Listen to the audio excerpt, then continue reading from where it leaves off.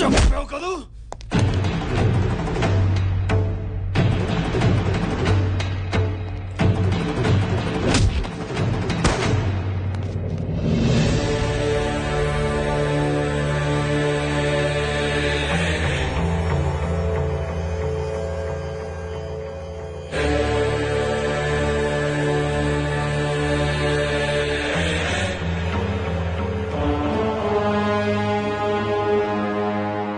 ఇంటి బిడ్డని చంపాడు. 25 సంవత్సరాల క్రితం ప్రాణం లేకుండా పుట్టిన నా బిడ్డని వీడెలా చంపుతాడ్రా?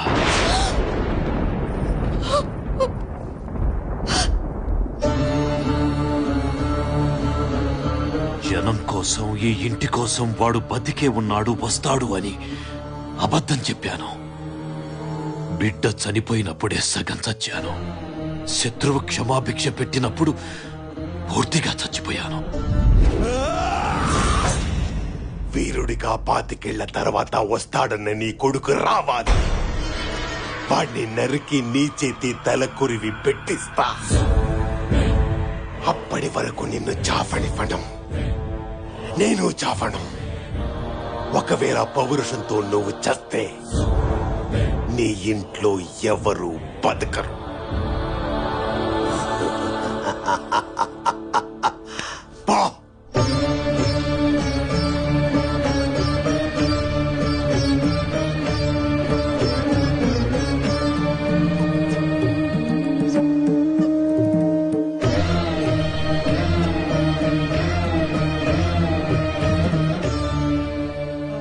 ప్రతి సంవత్సరం చినరాజా పుట్టినరోజని మీరందరూ పండగ చేసుకుంటుంటే నేను లోపల పిండం పెడుతూ బతికాను.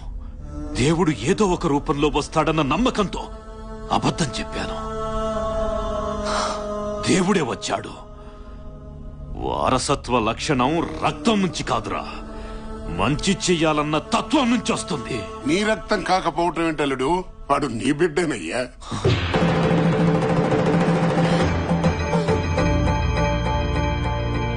ఆనాడు నా బిడ్డ బాధ చూడలేక నేను చెయ్యరాని తప్పు చేశాను. ఈ రోజు చాలా మంచి రోజమ్మా. పండంటి మగబిడ్డను కంటావు. వద్దు నాన్న, ఆడపిల్లే కావాలనుకుంటున్నాను. ఈ గొడవల వల్ల ఏం మిగిలింది నాన్న? ఆయనొక్కడు తప్ప. రేపేదైనా జరగరాంది జరిగితే ఏదో ఓ రోజు ఈ బిడ్డని కూడా రక్తపు ముద్దలా నా కళ్ళ ముందు పెడతారు. కన్న తల్లిగానే భరించలేను. నా బిడ్డ కోరిక నిజం చెయ్యాలి అంటే ఈ వంశంలో పుట్టే బిడ్డ శత్రువును చంపేవాడు కాదు, శత్రుత్వాన్ని ఆపేవాడు కావాలి. యుద్ధం చేసేవాడు కాదు, యుద్ధాన్ని ఆపగలిగేవాడు కావాలి. వాడు ఈ ప్రాంతంలోనే పెరుగుంటే చంపడమో చావటమో రెండే తెలిసేవి.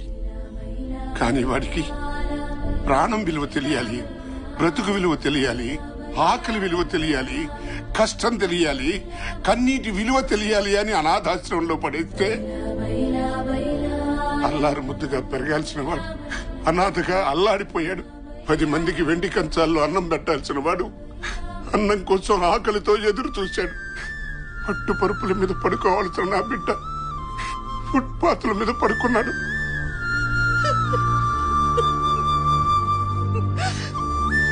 ఇవన్నీ చూసి గుండె పగిలేలా ఏడ్చాను.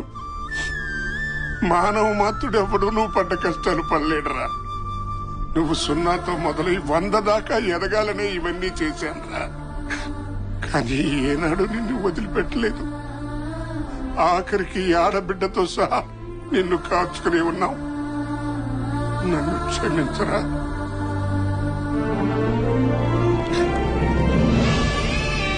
నన్ను క్షమించరా మనవడా, క్షమించు.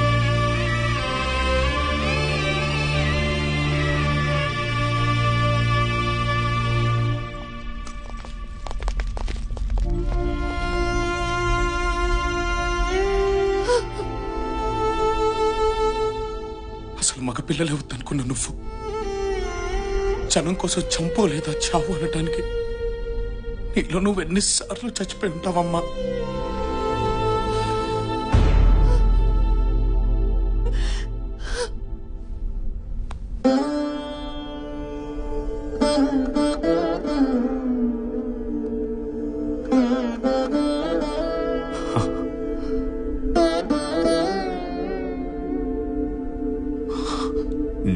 తండ్రి ఆశయం నుండి పుట్టిన వాడివి. ఇప్పుడు నాకు నీలో 70 ఏళ్ల చరిత్రని తిరగరాసేవాడు కనిపిస్తున్నాడు. 25 సంవత్సరాలుగా నేనెదురు చూసింది, నీ తల్లి ఎదురు చూసింది, బిడ్డల్ని పోగొట్టుకున్న ఈ జనం ఎదురు చూసింది ఈ రోజు కోసమే. నీకు నచ్చేది, జనం మెచ్చేది చెయ్యి.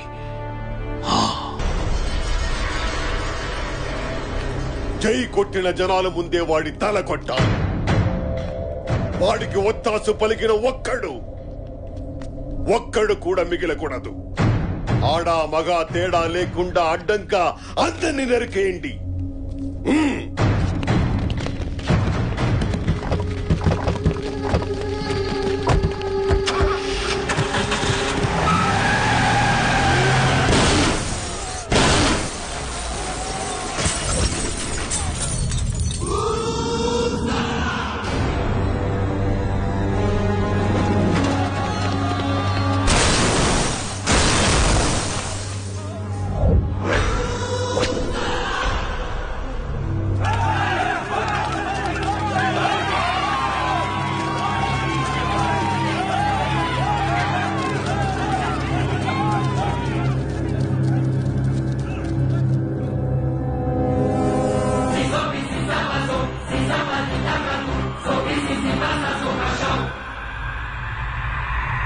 నన్ను చంపడానికే బతుకున్నావని నీకు 25 ఏళ్లగా తెలుసు. నిన్ను చంపడానికే పుట్టానని నాకు గంట క్రితమే తెలిసింది. 25 ఏళ్ల నీ పగ, 25 ఏళ్ల నా పెంపకం వచ్చి నీ ఇంటి ముందు నిల్చుంది. నా కుటుంబంతో, నా జనంతో పాటు వచ్చా. నీ పతనానికి మొదలిదే, ఈ పంతాలకు ముగింపు ఇదే. కెలకొద్దు అంటే నీ ఇంటికొచ్చేదాకా కెలికావు. ఇప్పుడు ఆపుకో. నీ అనుచరులు గోడ దూకి పారిపోకుండా ఆపుకో. నీ గుండె ఆగిపోకుండా ఆపుకో. నీ ఇంట్లో నా జెండా దిగకుండా ఆపుకో. ఏయ్ బసవా,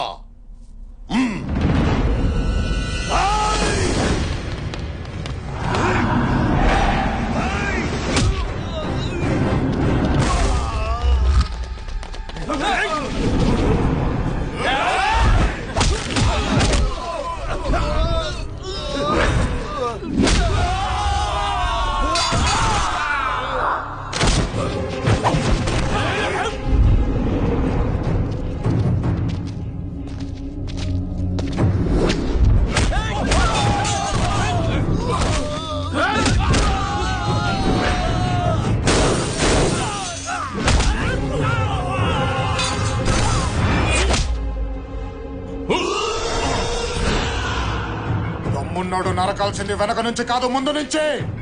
ఎక్కడుంది దమ్ము? నరుకో, నరుకో,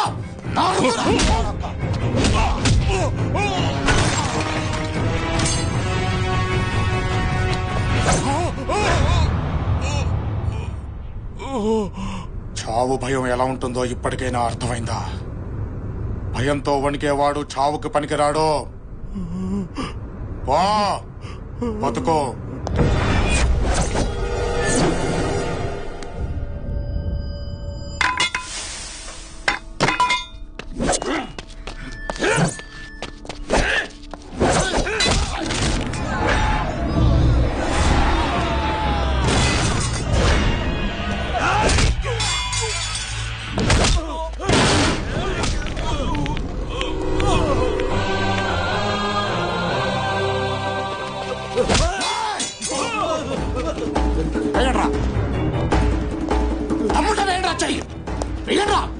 ఏంట్రా చెయ్యి, చెయ్యి పయ్య. ఎవడ్రా, ఇంకెవడ్రా టచ్ చేసా మొగాడు? రండి, టచ్ చేయి తమ్మున్నాడు ఎవడనుంటే రండ్రా. నానా తిప్పునా మీసం, కొట్టునా తోడా, పాతునా జెండా ఎవడొస్తాడో చూస్తాను నేను.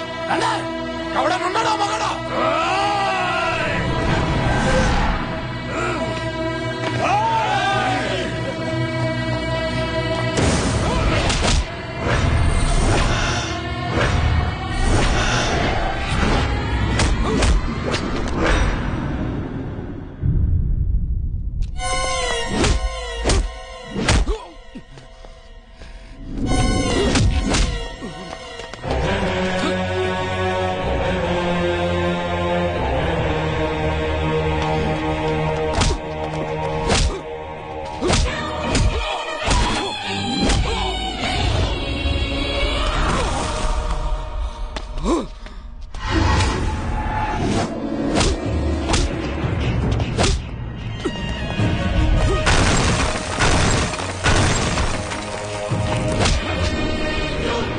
సింబల్ కాదురా, సిస్టమ్ బ్రేక్ అవ్వాలి.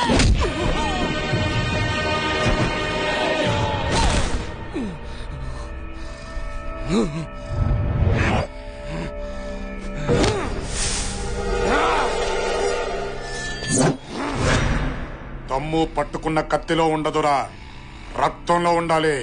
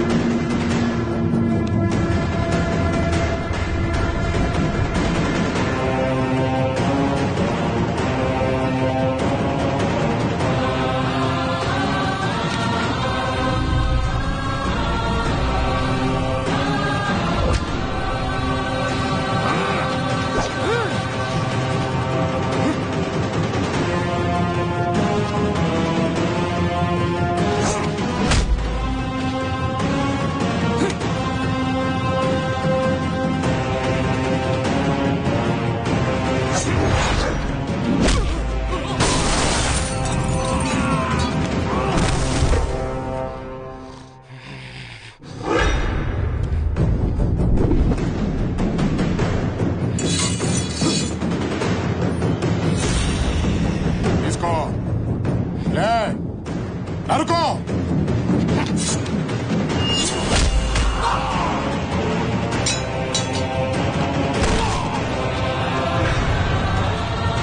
లే లే లే లే తీసుకో, నరుకో.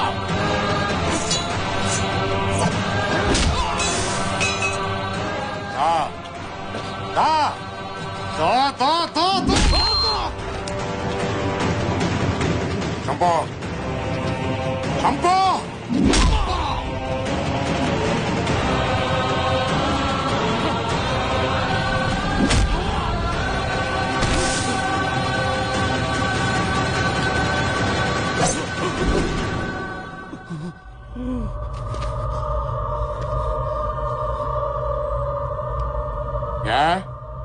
కడుపు తీపి గుర్తొచ్చిందా?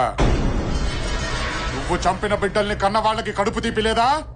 నీ బిడ్డలేవో అమ్మ కడుపుల్లో నుంచి, వీళ్ళ బిడ్డలేవో నీ కాళ్ళ చెప్పుల్లో నుంచి పుట్టారా? నా దృష్టిలో యుద్ధం అంటే గెలవడమా ఓడడమా, అంతేగాని చంపటమా చావటమా కాదు. ఈ రోజు నీ కొడుకుని తీసుకెళ్లి వాడికి ఓపుకున్న రోజు పంపించు. అది 10 గంటలైనా, 10 రోజులైనా, 10 నెలలైనా, 10 ఏళ్లైనా సరే. గంట ముందు ఫోను కొడితే నీ ఇంటి ముందు మంచం వేసుకొని కూర్చుంటా. చరిత్ర చరిత్ర అని నీలిగేవు. గేటు దగ్గర మొదలు పెడితే గడప దగ్గరకు వచ్చేసరికి ముగిసిపోయింది నీ చరిత్ర. పట్టుమని 10 నిమిషాలు పట్టలేదు నాకు. అదే నేను గంట కాన్సన్ట్రేట్ చేస్తే ఊహించుకో. దీనికోసమా 25 ఏళ్లగా నువ్వు ఎదురు చూసింది? దీనికోసమా నువ్వు ఇంత హింస సృష్టించింది? బతుకంటే ఇది కాదు. నలుగురికి అన్నం పెట్టు, నువ్వు చచ్చినా 4 ఏళ్ల పాటు చెప్పుకుంటారు. నలుగురు నాదుకో, 4 తరాల పాటు గుర్తు పెట్టుకుంటారు. నలుగురు మంచి కోరు, 4 దిక్కులు బతుకున్నంత కాలం ఉంటావు. అది బతుకంటే. ఆ దేవుడు నీకు ఇచ్చిన వరం ఏంటో తెలుసా? నీ వయస్సు. అందుకే వదిలేస్తున్నాను. బా బతికే.